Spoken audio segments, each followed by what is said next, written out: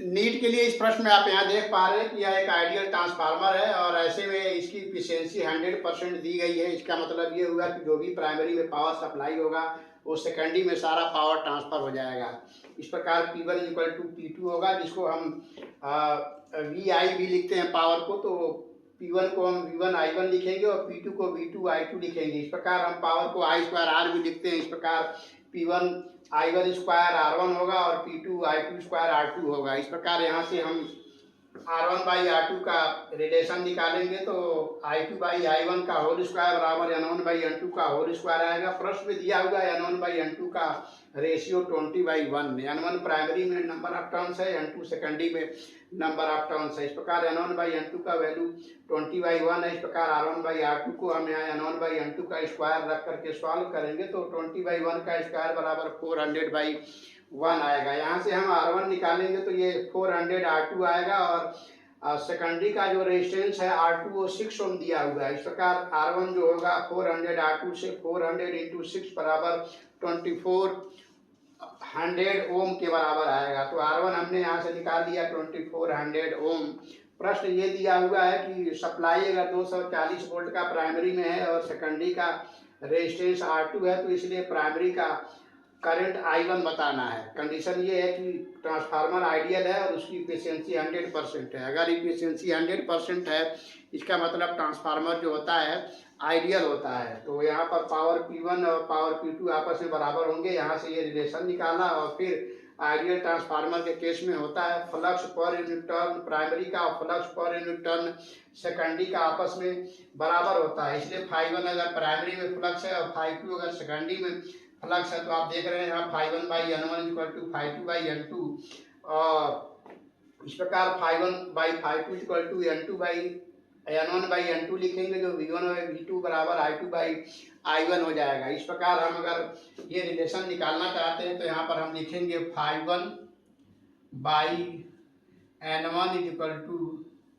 ∅2 by N2। अब दोनों side इसको डिफरेंशिएट कर दे रहे हैं टाइम के रिस्पेक्ट में, तो d by d t ∅1 by N1 equal to minus d by d t negative के साथ डिफरेंशिएट करेंगे तो ये हो जाएगा ∅2 बाई N2 और इस प्रकार 1 by N1 minus d ∅1 by d T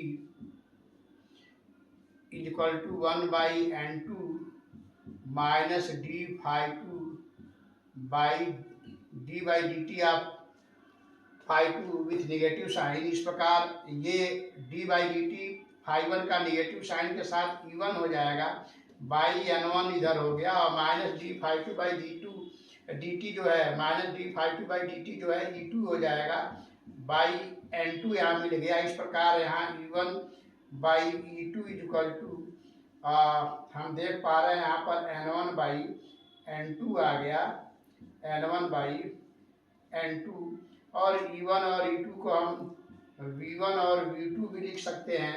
इसीलिए आप यहाँ देख पा रहे हैं कि ∅1 by ∅2 equal to N1 by N2 और N1 बाई N2 को हम V1 बाई V2 भी लिख सकते हैं। और पावर यहाँ पर आप जानते हैं P1 जो P2 दोनों बराबर है क्योंकि एफिशिएंसी 100% है, इसलिए I1 V1 equal to I2 V2 से आप यहाँ देख पा रहे हैं V1 बाई V2 आपका आ गया I2 बाई I1, इसलिए V1 बाई V2 को I2 बाई I1 लिखा गया है। और इसी का इस्तेमाल करके यहाँ R1 बाई R2, क्योंकि पावर P1 और प्राइमरी का पावर P2 सेकेंडरी का आपस में बराबर है, इसलिए पावर P1 को I1 स्क्वायर R1 भी लिखते हैं और P2 I2 square by I2 square into R2 हो जाएगा। इसलिए यहाँ पर R1 बाई R2 हम यहाँ सॉल्व करेंगे तो I2 बाई I1 का स्क्वायर बराबर N1 बाई N2 का स्क्वायर यहाँ से आ जाएगा। इस प्रकार 20/1 का स्क्वायर करेंगे 400/1 क्योंकि N1 बाई N2 प्रश्न में दिया है 20/1। इस प्रकार R1 की वैल्यू हम यहाँ से ऐसे सॉल्व करेंगे तो ये आ जाएगा 400 R2 और R2 6 ओम है तो ये 2400 आ जाएगा। इस प्रकार प्राइमरी में जो हमें करंट चाहिए उसको हम यहाँ से निकाल सकते हैं। V1 equal to I1 R1 और हमें I1 चाहिए, और यहाँ हम देख पा रहे हैं कि V1 जो है 240 वोल्ट है और R1 2400 ओम है। तो इसको सॉल्व करेंगे तो I1 की वैल्यू 0.1 एम्पियर आ गया। तो प्राइमरी में जो करंट फ्लो हो रहा है 0.1 एम्पियर के बराबर हुआ।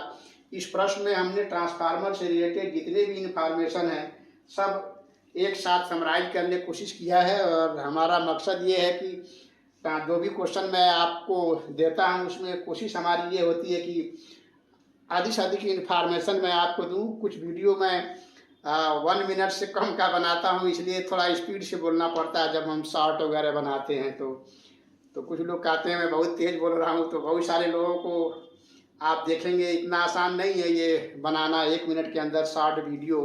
तो बहुत सारी चीज़ें बोलनी होती है, इसलिए थोड़ा तेज़ बोलना पड़ता है। वही जब मैं यहाँ आपको लॉन्ग वीडियो बना रहा हूँ तो देखिए आराम से बोल रहा हूँ, तो आराम से लिख भी रहा हूँ, तो चीज़ें समझ में आ रही हैं। लेकिन इस तरह से जो भी क्वेश्चन मैं देता हूँ उसमें कोशिश करता हूँ बच्चों को ज़्यादा से ज़्यादा इन्फॉर्मेशन मिल सके। तो जो बच्चे नीट का अभी एग्ज़ाम होने वाला है 21 जून को, अगर उसमें बैठेंगे और ट्रांसफार्मर से रिलेटेड अगर कोई क्वेश्चन आया तो इससे बाहर कुछ नहीं होगा।